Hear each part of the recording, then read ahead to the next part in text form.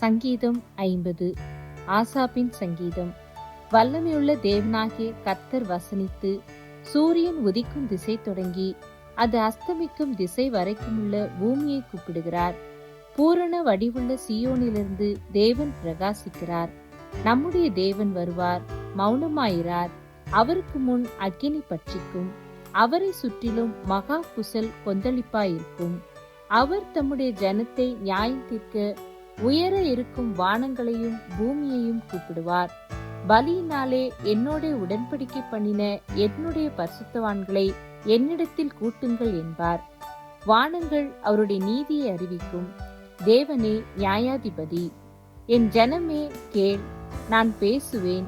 இஸ்ரவேலே, உனக்கு விரோதமாய் சாட்சியிடுவேன். நானே தேவன், உன் தேவனாயிருக்கிறேன். உன் பலிகளின் நிமித்தம் உன்னை கடிந்து கொள்ளேன். உன் தகன பலிகள் எப்போதும் எனக்கு முன்பாக இருக்கிறது. உன் வீட்டிலிருந்து காளைகளையும் உன் தொழுவங்களிலிருந்து ஆட்டுக்கடாக்களையும் நான் வாங்கிக் கொள்வதில்லை. சகல காட்டு ஜீவன்களும் பர்வதங்களில் ஆயிரமாய் திரிகிற மிருகங்களும் என்னுடையவைகள். மலைகளில் உள்ள பறவைகளை எல்லாம் அறிவேன். வெளியில் நடமாடுகிறவைகள்லாம் என்னுடையவைகள். நான் பசியாயிருந்தால் உனக்கு சொல்லேன். பூமியும் அதன் நிறைவும் என்னுடையவைகளே. நான் எருதுகளின் மாம்சம் புசித்து ஆட்டுக்கடாக்களின் ரத்தம் குடிப்பேனோ? நீ தேவனுக்கு ஸ்தோத்திர பலியிட்டு உன்னதமானவருக்கு உன் பொருத்தனைகளை செலுத்தி ஆபத்து காலத்தில் என்னை நோக்கி கூப்பிடு. நான் உன்னை விடுவிப்பேன், நீ என்னை மகிமைப்படுத்துவாய். தேவன் துன்மார்க்கனை நோக்கி, நீ என் பிரமாணங்களை எடுத்துரைக்கவும் என் உடன்படிக்கையை உன் வாயினால் சொல்லவும் உனக்கு என்ன நியாயம் உண்டு? சிட்சையை நீ பகைத்து என் வார்த்தைகளை உனக்கு பின்னாக எரிந்து போடுகிறாய்.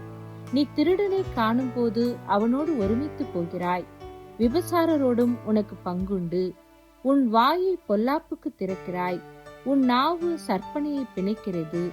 நீ உட்கார்ந்து உன் சகோதரனுக்கு விரோதமாய் பேசி உன் தாயின் மகனுக்கு அவதூறு உண்டாக்குகிறாய். இவைகளை நீ செய்யும் போது நான் மௌனமாயிருந்தேன். உன்னைப் போல் நானும் இருப்பேன் என்று நினைவு கொண்டாய்.